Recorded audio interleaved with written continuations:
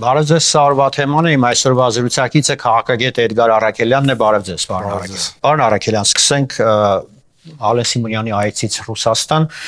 հանդիպումը Լավրովի հետ եւ ընդհանուր առմամբ այդ մամուլի ասուլիս հետ հայտարարությունները բավական մեծ արձագանք են գտել այսօր հայ հանրության եւ փորձագիտական շրջանակներում, բայց անդրադառնանք Լավրովի մի քանի հայտարարություններին, ինչն է տարօրինակ թվաց է Լավրովին, որ Հայաստանում իբր զարմացրել էր նրան, որ Հայաստանում կա հակառուսական տրամադրություններ, իբր խոսում են այն մասին, որ Ռուսաստանը փորձում է միջամտել Հայաստանի ներքին կյանքին, ինչու է տարօրինակ դա համարում Լավրովը։ Ես չգիտեմ ինչու է տարօրինակ, բայց առողջ տրամաբանությունը, վերլուծությունը, այդ հիբրիդային տեղեկատվական այդ հարձակումները,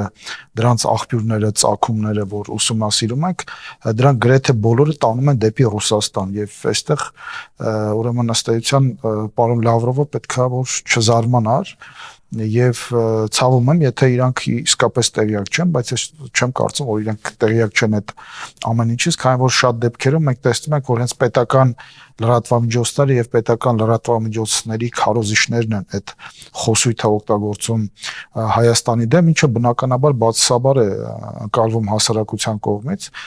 Իրենք ուղղակի Հայաստանի հետ աշխատանքի այս սկզբունք են որդեգրել կամ իրենք հաշվի չեն առնում Հայաստանում ընդհանրապես իրենց քաղաքականության մեթոդը այդպիսին է, իրենք հաշվի չեն առնում տվյալ երկրների հանրային կարծիքը, իրենք փորձում են կոնկրետ երկրներում, տվյալ դեպքում նաև Հայաստանում ձևավորել ինչ որ ադիոզ խմբավորումներ քաղաքական ու այդ խմբավորումների վրա հենվելով առաջ մղել իրենց քաղաքականությունը, իսկ այդ ադիոս եւ լուսանցքային այդ անհատները, կազմակերպությունները իրենք հասարակության կողմից չընդունվող կամ չընկալվող դեմքեր են եւ իրենց ցանկացած գործողություն ի պաշտպանություն Ռուսաստանի ապրիորի արդեն իսկ բերում է Հայաստանի ներսում բացասական տրամադրությունների Ռուսաստանի նկատմամբ, քանի որ այդ մարդիկ ըստ էության վարկաբեկված մարդիկ են հանրային քաղաքական դաշտում։ Պարոն Առաքելյան, Ալեն Սիմոնյանի թե արձագանքը Լավրովին եւ թե լրագրողների հարցերին պատասխանելիս բավական հակասական արձագանք է գտել Հայաստանում, շատերը որոշ մասը կարծում է, որ բավական պետք չէ Ռուսաստանում նման խիստ օնայնությամբ արձագանքել, խոսել, մի մասն էլ կարծում է, որ ժամանակն էր, որպեսզի Հայաստանի պաշտոնյաները համարժեք պատասխանեն ռուսական թե լրատվամիջոցներին, թե պաշտոնյաներին։ Տեսեք, պարոն Սիմոնյանը շատ համարժեք պատասխանել է եւ երբ որ լրագրողը Ռուսաստանում, մենք գիտենք Ռուսաստանում լրատվամիջոցները ինչպես են աշխատում խիստ վերահսկողության ներքո եւ շատերի մոտ այդ հարցերը գրված նախապես պատրաստված են կոնկրետ տեղերից, եթե լրագրողը նման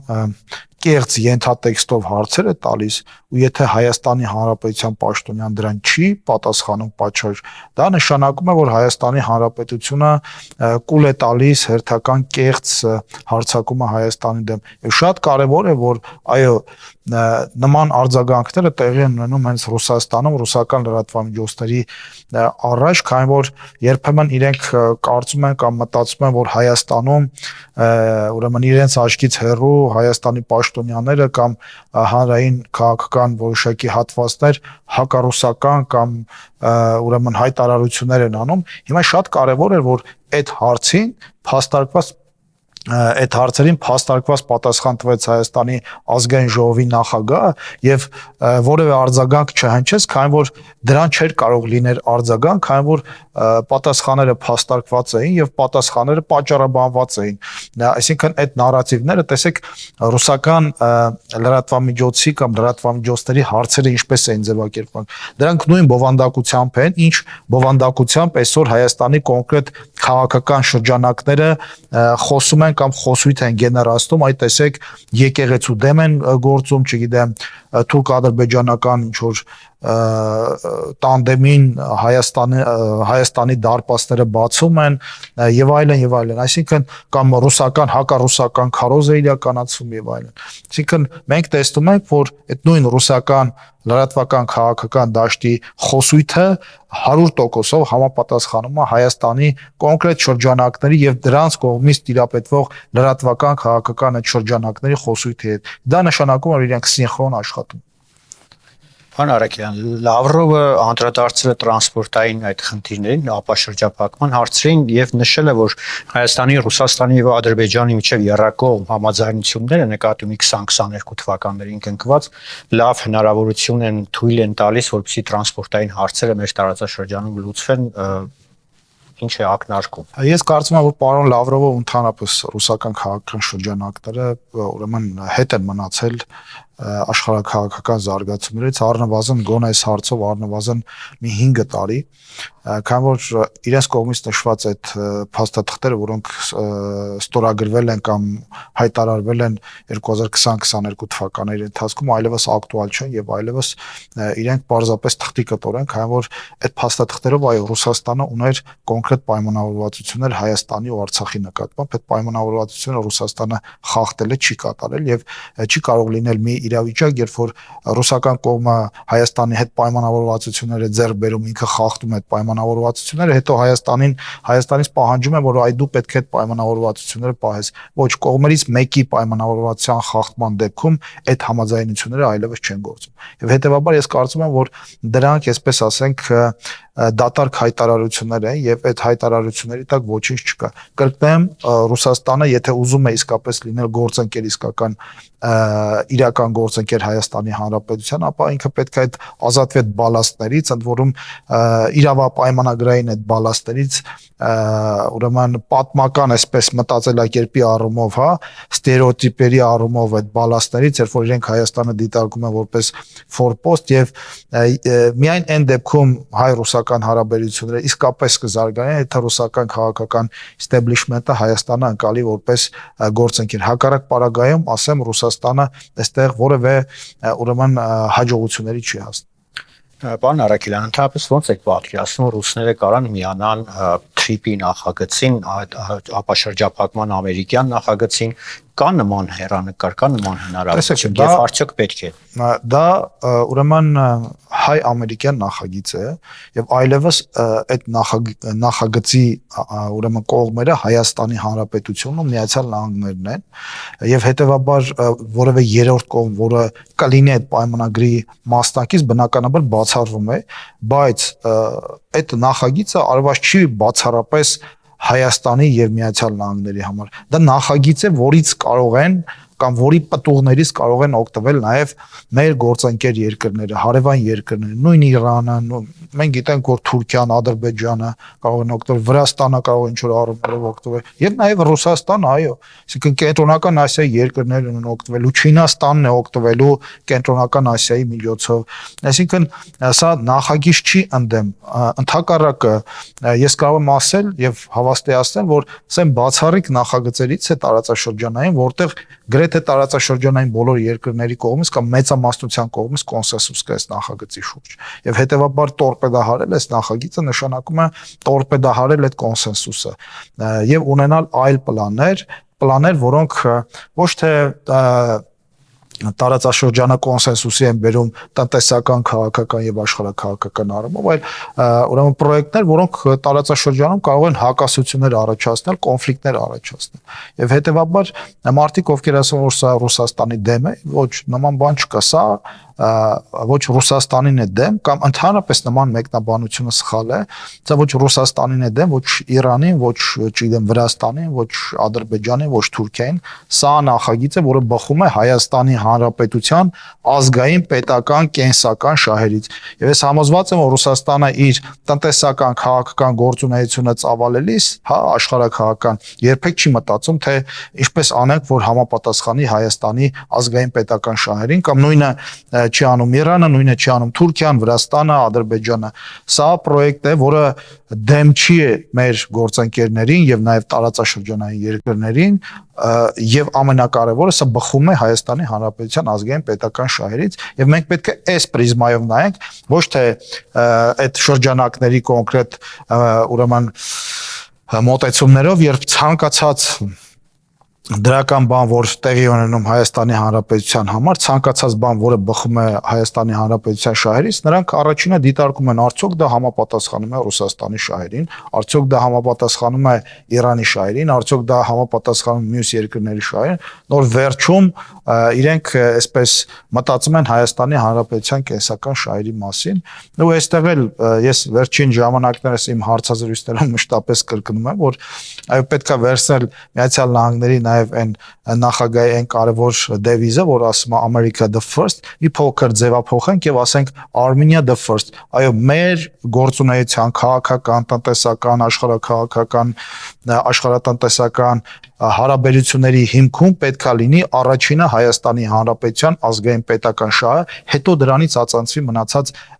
գործընկերների կամ պետությունների հետաքրքրությունները։ Պարոն Արաքելյան, առաջիկայում Հայաստանը ժամանելու Ամերիկայի Միացյալ Նահանգների փոխնախագահը բավական նաև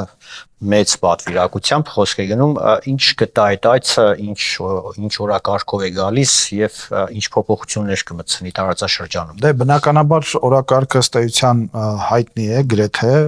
այդ մասին նաև գրել է Միացյալ Նահանգների նախագահը իր սոցիալական հարթակում, դա տրիպի հետ կապված նախագծի երևի կարծում եմ արդեն պայմանագրային, հա, այս ավելի գործնական փուլի անցնելն է, դա խաղաղ միջուկային այդ համաձայնագրերն են Միացյալ Նահանգների հետ, դա նաև կիսահաղորդիչների այդ չիպերի հետ կապված հարցերն են, հարաբերություններն են։ Երեք թերևս խիստ ստրատեգիական ռազմավարական ոլորտներ, որոնք թույլ են տալու Հայաստանին առաջիկայում բարձրանալ զարգացման նոր մակարդակի, թրիփը դա բնականաբար իրենից ենթադրում է միջազգային երթուղի,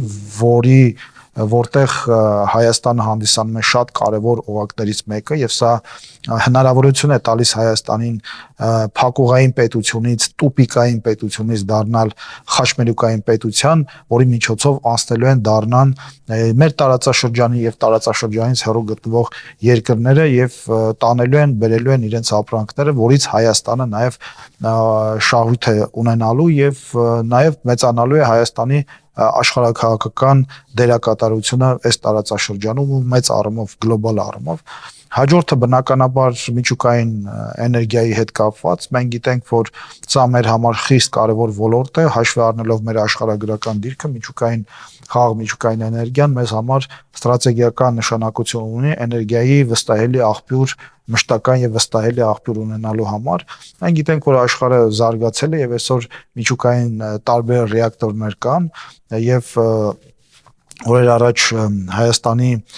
տարածքային կառավարման նախարար Դավիթ Խուդատյանը հայտարարեց, որ ըստ էության մեր կառավարությունը որոշում ունի արդեն տեսակի հետ կապված, լինելու է մոդուլային տեսակի առաջիկա նոր ատոմակայան, մոդուլային տեսակի, ուրեմն ատոմակայան, իսկ այս տեսակի տեխնոլոգիաները թերևս լավագույնս են զարգացած Միացյալ Նահանգներում, դրանք եւ ամտանգ են, եւ ավելի արդյունավետ են, եւ ավելի հարմար են անհրաժեշտության դեպքում, եթե անհրաժեշտ լինի ավելացնել հզորությունները, ապա հնարավոր է այդ մոդուլային ռեակտորները ավելացնել եւ ավելացնել էլեկտրոէներգիայի քանակը եւ հաջորդը թերևս ամենակարևոր ոլորտը 21-րդ դարի տեխնոլոգիաները, ուրեմն այդ կիսահաղորդիչների եւ արհեստական բանականության ոլորտում ըստ էության այս համագործակցությունը Հայաստանը դարձնելու է տարածաշրջանային հաբ բարձր տեխնոլոգիաների, կիսահաղորդիչների եւ արհեստական բանականության մենք գիտենք որ արդեն պրոյեկտ կա Հայաստանում ուրեմն արհեստական բանականության գործարան հիմնելու ես կարծում եմ որ նաև խոսքը կարող է գնալ նաև Հայաստանում չիպերի արտադրության ինչ որ գործընթացներ սկսելու քանի որ մենք գիտենք որ չիպ դիզայնի առումով Հայաստանը բավականին առաջ է մենք գիտենք որ այստեղ կան հազարավոր ուրեմն մասնագետներ որոնք Միացյալ Նահանգների համար մշակում են այդ չիպ դիզայնն անում եւ այստեղ շատ կարեւոր է անցնել նաեւ հաջորդ փուլին արտադրել հենց չիպերը Հայաստանի Հանրապետությունում որը հասկանում ենք չէ Հայաստանին ինչպիսի աշխարհաքաղաքական նշանակություն է հաղորդելու, առավել եւս երբ որ դա լինելու է Միացյալ Նահանգների հետ համագործակցությամբ։ Մենք գիտենք Թայվանի օրինակը, թե այնտեղ քանի գործարաններ կան տեղադրված, եւ մենք գիտենք, թե այսօր հատկապես արհեստական բանականության այս դարաշրջանում ինչ կարևոր նշանակություն ունի, ընդհանրապես ցանկացած տեխնոլոգիայի մեջ, ինչ նշանակություն ունեն այդ չիպերը։ Մենք գիտենք նաև Nvidia-ի հետ Հայաստանի Հանրապետության ուրեմն համագործակցությունը, Nvidia-ն, որպեսզի մեր հեռուստադիտողների համար պարզ լինի, Nvidia-ն աշխարհի ամենաթանկ կազմակերպությունն է, բարձր տեխնոլոգիական այդ ուրեմն չիպերի արտադրության, որի կապիտալիզացիան, որի արժեքը գնահատվում է $5 տրիլիոն, եթե չեմ սխալվում, որպեսզի պատկերացնենք, թե դա ինչ է այդ $5 տրիլիոն, դա ըստ էության Ռուսաստանի գրեթե ամբողջ հնայի 2 տարվա ամբողջ հնան է, այսինքն այդ մի ամերիկյան կազմակերպության արժեքը շատ ավելին արժի, քան Ռուսաստանի 2 տարվա ամբողջ հնան։ Այսինքն մենք գործ ունենք այսպիսի վերազգային կորպորացիաների հետ, բարձր տեխնոլոգիական կորպորացիաների հետ, եւ այսօր ծիծաղելի է, երբ որ այդ շրջանակները տորպեդարում են այս գործընթացը։ Տեսեք, հետաքրքիր է, որ մարդիկ տորպեդարում են մի գործընթաց կամ պրոյեկտներ, որը կուզենար օրինակ Ռուսաստանը կերազեր ունենար նման համագործակցություն օրինակ Միացյալ Նահանգների հետ։ Այսինքն մենք ինչ Ռուսաստանի հետ պետք է համագործակցենք բարձր տեխնոլոգիական ոլորտում կամ արհեստական բանականության ոլորտում։ Ռուսաստանը նոր սկսել է ինչ որ դրոներ արտադրել իր պատերազմի պահանջները սպասարկելու համար, դա պարագայում, որ այդ շատերը ինչ որ պատճենվել են իրանական, նույնիսկ իրանական դրոններ։ Ֆենսի այցից առաջ եւ Աբու Դաբի հանդիպումից հետո Բաքվի դատարան հրապարակեց Արցախի ռազմաքաղաքական ղեկավարների դատավճիռը մեծ մասին ցմա 2-ին մինչև 20 տարի ազատազրկում է սպառնում, ինչու այս փուլում հրապարակվեց վճիռը եւ կապ ունի արդյոք այս իրադարձությունները։ Ես չեմ կարող ասել կապ ունի թե կապ չունի, բայց նախկին փորձը ցույց է տվել, որ Բաքվում մենք տեսել ենք, որ եղել են տարբեր գերիներ եւ այլն, իրենք այդ դատական process-ը անցկացրել են, հետո որոշ ժամանակ հետո մենք տեսել ենք, որ այդ մարդիկ ազատ են արձակվել, հետ են վերադարձել կամ փոխանակվել են եւ այլն։ Այսինքն ես ակնկալում եմ, որ առաջիկայում նման գործընթացի մենք ականատես կլինենք, այն որ եթե մենք խոսում ենք խաղաղության մասին, եթե մենք խոսում ենք արդեն ինստիտուցիոնալ խաղաղության մասին, եթե մենք ակնկալում ենք, որ առաջիկայում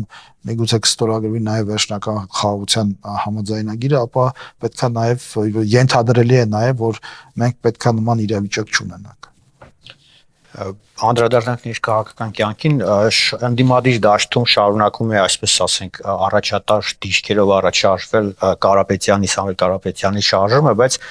երկրորդ նախագահը Քոչարյանը վերջին ասուլիսում կարծես հիշեցրեց այն մասին, որ Սամվել Կարապետյանով չի ավարտվում ամեն ինչ, ես մնալու եմ, շեշտեց, որ ինքն է միակ լավ ղեկավարը լինելու, ինչ է փորձում անել Քոչարյանը ըստ։ Ես կարծում եմ, որ ռուսական ուժերի շրջանում դա կլինի ուրեմն այդ Հայաստան խմբակցությունը, Դաշնակցությունը, Սերժ Սարգսյանի ինչ որ թիմերը, դա կլինի թե Սամվել Կարապետյանի այդ կուսակցությունը ամբողջությամբ ռուսական ուրեմն այդ թիմերի Ռուսաստանի համար ամենացանկալի վարչապետի թեկնածուն դա Ռոբերտ Քոչարյանն է։ Քանի որ Ռոբերտ Քոչարյանը փորձված է Ռուսաստանի համար, Ռոբերտ Քոչարյանը չկա Հայաստանում երևի շատ ավելի հավատարիմ մարդ Ռուսաստանին, քան Ռոբերտ Քոչարյանը, եւ չկա երևի Հայաստանում շատ ավելի Ռուսաստանի շահերը Հայաստանի շահերից վեր դասող մարդ, քան Ռոբերտ Քոչարյանն է։ Ես կարծում եմ, որ երբ որ իրենք ասում են Գյումրի սցենար անենք, հիմա այդ մոտորապես այդ process-ի մեջ են եւ իրենք փորձում են թե Սամվել Կարապետյանը, թե մյուս թիմերը նախագահները փորձում են ասել, որ մենք կապ չունենք իրարից, դիստանցավորվում են երկրորդ, երրորդ նախագահներից, ինչպես դա տեղի ունեցավ Գյումրիում, կհիշեք, բոլորը ասում են, որ մենք Վարդանիկին, Վարդան Ղուկասյանին ձայն չենք տա, ավելին կար ուժ, որը ասում էր, որ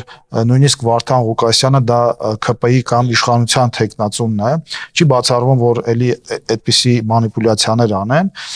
բայց վերջում մենք տեսանք, որ այդ բոլորը հավաքվեցին եւ Վարդան Ղուկասյանին դարձեցին ուրեմն քաղաքապետ եւ այստեղ էլ իրավիճակը կարող է այդպես կրկնվել, ժողովրդին մանիպուլացնեն, ասեն, որ մենք կապ չունենք Քոչարյանի հետ, նույն Կարապետյանների եւ այլն, բայց երբ Մոսկվայից հրահանգ լինի, որ բոլորդ պետքա պաշտպանեք ձեր հավաքած քվեներով Ռոբերտ Քոչարյանին, նրանք մի մարդու նման հավաքվելու են ու ձայնը տան Ռոբերտ Քոչարյանին ու այո, Մոսկվայի հիմնական գլխավոր թեկնածուն դա Ռոբերտ Քոչարյանն է, իսկ Կարապետյանները, մյուսները փորձելու են ձայներ հավաքել, հիմա ցույց տալ, որ իրենք կապ չունեն Քոչարյանի հետ, հետո այդ ձայները տան Քոչարյանին եւ Քոչարյանին դարձնեն ուրեմն Հայաստանի Հանրապետության ղեկավար։ Կստացվի։